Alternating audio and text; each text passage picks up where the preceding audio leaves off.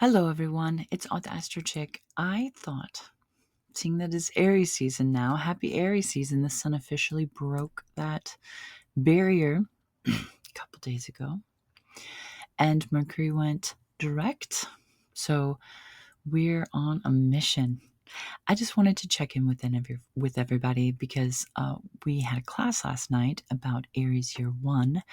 Because 0 degrees of Aries is that activation space for the world access point. It is the world access point, and it was activated in a big way by the great conjunction between Saturn and Neptune that occurred in February. And so we now have the sun, Venus earlier came through and activated it. She's getting the house ready, right? She's been in Aries for a minute. She's moving pretty fast. And now the sun has reached the doorway and come through. And it is spring now, okay? So the sun is exalted in the sign of Aries. So the sun is doing what the sun does. Not today. It's a cloudy, cool day today, but it's still, spring. It's the beginning of spring. We won't have that fertile, fecundant, green, warm until Taurus. Taurus is fixed spring. So we are struggling for, the weather, but at the same time, the sun has the promise of its exaltation. It's going to reach its apex to the summer solstice, and so the growth promise of the sun is very optimistic. It's very positive, right? It's very enlightening for the sun to grow in power. We anticipate that every year. The spring is a great renewal time. So we're all jazzed up, all right? The sun is exalted. And on the 9th of April, Mars, the ruler of Aries, will come into the sign. And that is extremely exciting because now the ruler will be in power. Okay, so that's another bump up. It's like events are going to ramp up. We're going to get more active. Naturally, it's spring, right? We could be outside more. We can do more things. But I think it's going to be necessary for us to do more things because the energy of the world is ramping up. Change is like we are coming through the final changes of the great transition that I talk about, right? It's been a wild time, right? And it's not quite over. This summer, we have some opposition. We have some square energy going on. End of June, early July, mid-July. It's something that we have to be prepared for, right? Because right now, the ideas and the mission and the initiation and the intention that you set, okay? Once Mars comes in, and then on the 14th of April, Mercury will also come in, and we'll have a cluster of planets. Venus will be going into Taurus here at the end of the month, so she won't be there anymore. She's getting ahead of the gang, okay? But we will have a cluster of inner planets in the sun in Aries, and so that energy is a great initiative type of energy. So with all that Mercury retrograde, heavy processing type of emotional energy that we just got through, like, what is it? You've decided what it is that you want to do, right? So now's the time to get to doing it, all right? And then hopefully by the time that we come to Leo season, because that's the next fire season after Aries, right? And that makes a trine to this energy. So there would be like a harmonious flow of this type of energy. So what I'm trying to say here is whatever initiative that you're taking right now, whatever thing that you're getting into motion and moving into, okay, you're going to have some kind of fruition or ease. It's going to start working and really start building when it comes into the time of Leo, okay? When Jupiter also will be in the sign of Leo. So Jupiter will be a buoyancy that helps that kind of fiery courage. Leo is very individuated too, okay? Fire signs sometimes can be individuated because why Autumn? Why are they so they love sovereignty, right? Aries is the individual, Leo is the king, and Sagittarius is the philosopher, right? They have their own cadence, their own drift, their own path. And so it's important that we use fire appropriately, right? Like fire is a tool. It's a tool in order for us to, it's like a technology in a lot of ways. And the fact that we're in an air era, okay, we've passed through, we have a social era. Jupiter and Saturn, when they came into conjunction, they did so in air signs. Now it'll be air signs that they come into every 20 years for the next 200 years, okay? So we're in an information age, a communicative age. It's more social, right? And intellectual, right? So it's important that we know how to use fire as a tool to ignite our intelligence, to ignite our ideas, our future orientation. Okay, Uranus is going into Gemini here on the 25th of April. And so that will be truly like the end of the old times, because all of the planets, all the outer planets, right? Because those are the ones that take a long time to get through cycles. And Neptune just completed a whole zodiacal cycle coming into 0 degrees of Aries, okay? But I lost my train of thought. It was, all of the outer planets. I'm very excited. Can you tell? All of the outer planets are going to be in new signs, folks. Signs in which they've never been in our lifetimes, okay? So, and we have a turning of generations. If you think about it, Saturn in Aries is the Saturn return of the youngest millennials, right? The ones that are on that cusp of millennial Gen Z, okay? And so a generation is coming into true maturity and adulthood. These are the kids that either wanna or do own houses and are having children, right? They are the next seat of power in a lot of ways. So we have to see the turning of generations as a creative thing, right? Because seasons are creative, changeable things. Like with coming into spring, yes, it's cold, it's dreary some days, it's wet, it's, but guess what? The sun is getting brighter and it's going to activate the earth, okay? So let the fire activate your earth, your body, your life, And so where is Aries in your chart? And where is your Mars, and what rules Mars, and where's that planet? There's so many questions you can ask yourself when it comes to the quality of Mars. What sign is it in? What house is it in? What sign and house is the ruler in?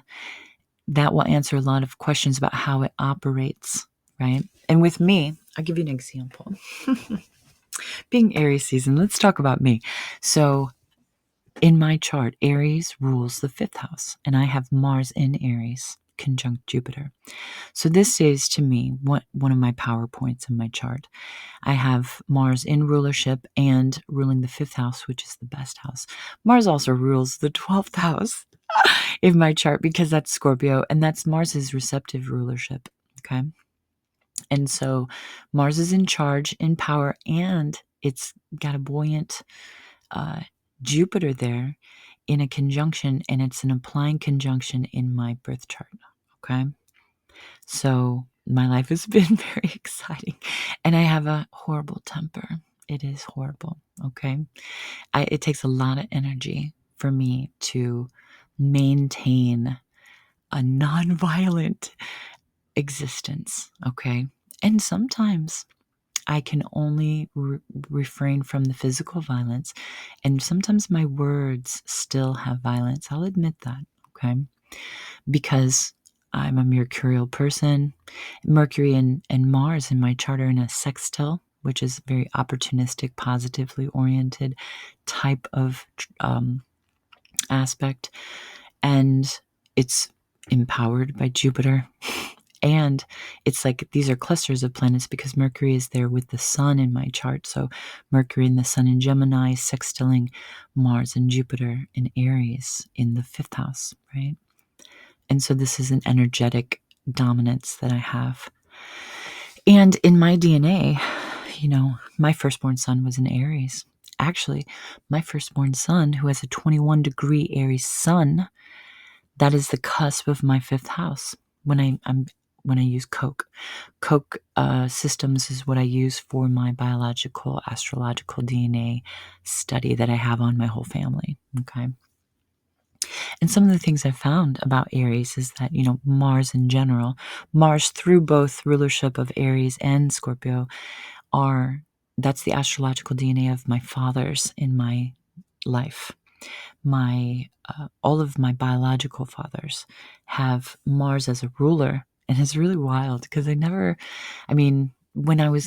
you just discover things when you become an astrologer and you study and you practice and you create, a storyline between family members. Like if that interests you, because it interests me, I think that we're all made of the same stuff, right? And we inherit DNA memory from each other. And so it fascinates me to find out how my parents and their parents and parents' parents and all my great granddads and moms, how they lived and the struggles that they went through. And, some of them are a mystery, right? We don't know the lives of all of our family, but it just is something that has always been an interesting subject to me. And so I kind of combined my love of genealogy with astrology. And, I have been working on this study of my family for probably a decade. And I keep adding to it when people, want to participate in it. And when I found my father's mother's, so my grandmother, I found her birth certificate and the time of her birth. And I was just like, oh my God. It was exciting because that's gold, right? Like if you know the time of birth, because I had to rectify my mother's mother, my grandmother, my beloved grandmother, Phyllis. I had to rectify her chart because she was born at home. So they didn't have a time of birth for her. But I rectified it into her lore, because she has a very exciting birth story, okay? And she also has a Scorpio moon. So I'm not saying that all of the Mars rulership astrologically is from my fathers, but they have a dominance in it. And it does resonate in the charts of my mothers, right? Because in the feminine, they have a lot of Mars in the feminine as well. So it probably comes from both, right? It's just more evident in my fathers. My dad's a Scorpio. My grandpa was a Scorpio. Or it's my mom's dad, Scorpio. My grandma's dad, Aries, And I had a grandfather that was Virgo as well. But Mercury is also the feminine line. We're Mercurial moonies, usually around in the women's line. My mom's a Virgo stellium with a Libra moon. My grandmother was a Gemini stellium with a Virgo moon. My other grandma was a Virgo. My other grandma was a Taurus, but she had a Scorpio moon, and she had Venus and Mars conjunct in Gemini. So I don't know, a lot of Moon, Mercury, Mars in my family, okay? More evident in the male line. And my son that was born with a 21-degree Aries sun, he's my firstborn child, my firstborn son. My progressed Jupiter was 21 degrees on the IC in my progress chart. And he was a Sag rising, ruled, by Jupiter. And there's just so much about the fifth house that is so endearing. The fact that Mars is so powerful and for him is so powerful. I feel like I passed that on to him. And my other son, who is a Pisces, he's ruled by Jupiter. And I have Mars and Jupiter in my fifth house in Aries together, And my daughter she has Mars, Pluto conjunct on the ascendant, which she's a Sag rising. So there you got, Jupiter Mars energy combined. She has an Aries North node. So there's a lot of Mars Jupiter energy in my children, and all of my children, even my daughter. So it's just look at your astrological DNA. It's fun. If you're interested in that kind of stuff, do, write down the similarities in signs that and what placements and rulership. You might find a thread of something that connects all of you. And in my case, Mars, Mercury, and Jupiter connect me and my children. Their moons are all ruled in some way, even if it's through the succession of rulership, that they're all eventually ruled by Saturn.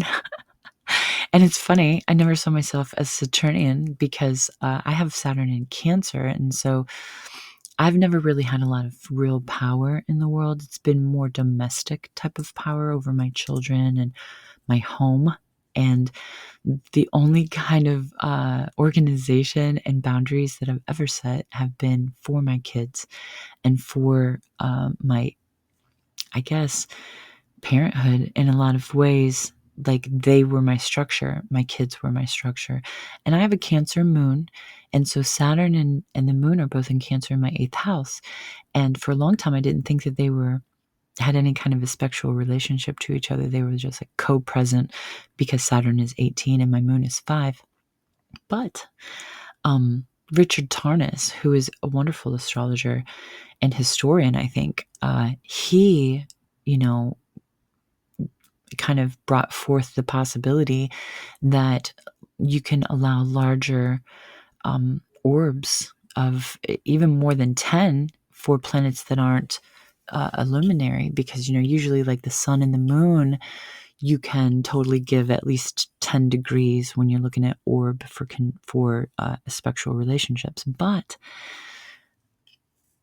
he was like, yeah, 13, 15 degrees. And I'm thinking, what? Really? Okay, well, let me see. Is there anything? And I was like, oh, the moon and Saturn. Wow, are they in a conjunction? Because they're like 13 degrees apart from each other.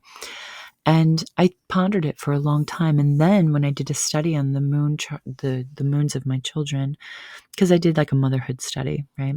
And I looked at the composites between me and each of those children and where the moon fell and the moon sign and, all that jazz.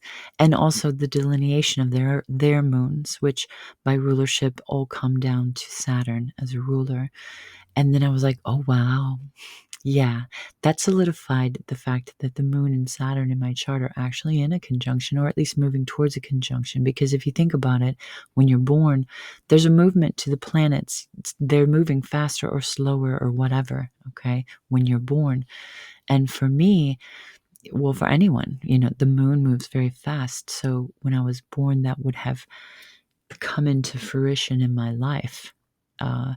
And, you count 1 month per degree in progression for the moon. So, 13 months, that's only a year. But at the same time, it's like the theme of my life has been to be a mother and caretaker, okay?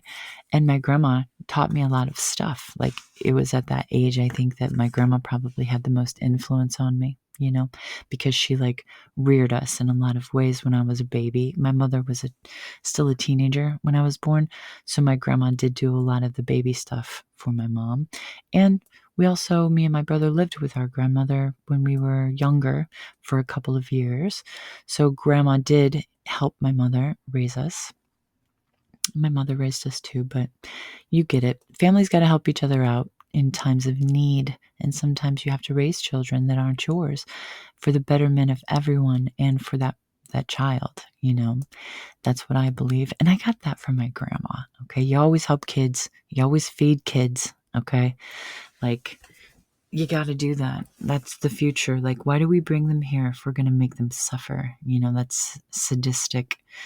It's like they are the ones who will care for the world in the future. They're the ones who will do the things that need to be done when we can't, So you have to instill children with a sense of safety and with a sense of, I guess, like you gotta feed them, you gotta help them, you gotta teach them.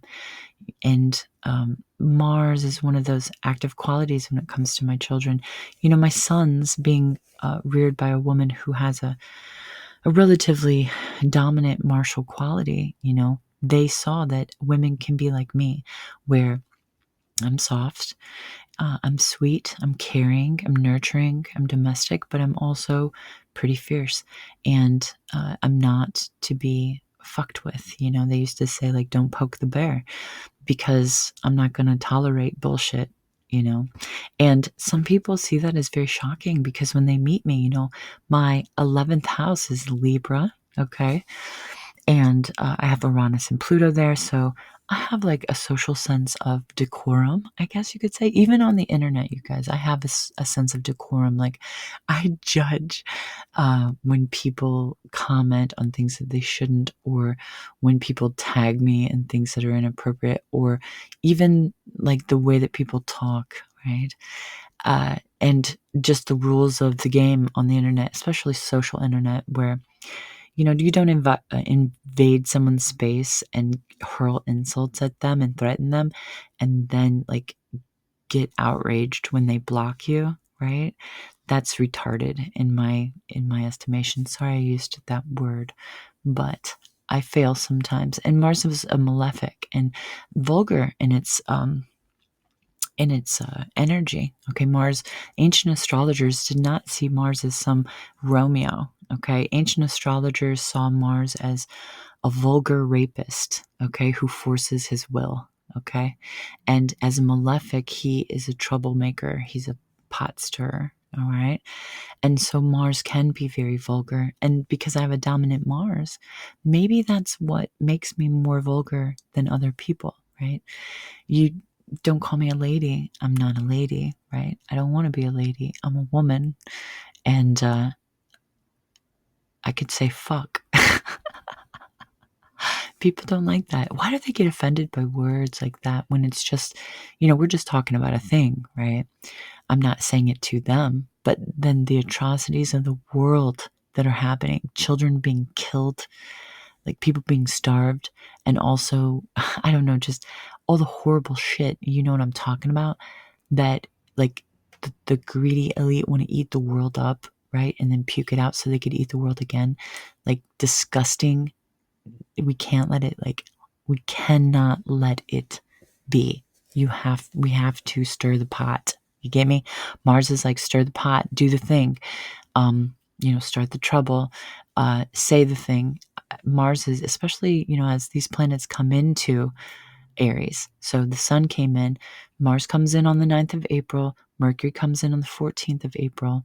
So, middle of April, full on, let's do this thing. And the initiative of it is important, because as we go through the calendar year, it's different spectral relationships are going to activate 0 degrees of Aries. So remember, the cardinal signs will square and oppose it. So when we come to Cancer, it's a square. Libra is an opposition, and Capricorn is a square. Okay. And then when we come to Leo, it's a trine. Sagittarius, it's a trine. When we come to Gemini, Gemini is a sextile. Okay. And I think Capricorn is a sextile. So anyway, there's ways of looking at these spectral relationships as we move through the calendar year to the Aries points in your chart, any planets there. And then also you should check out your own Mars and its attitude and see kind of how you move in the world. I hope that you enjoyed this video. I know I rambled a lot about a bunch of different things, but I'm practicing for my podcast. So I hope that y'all have a wonderful day, and I'll catch you on the next one. Bye.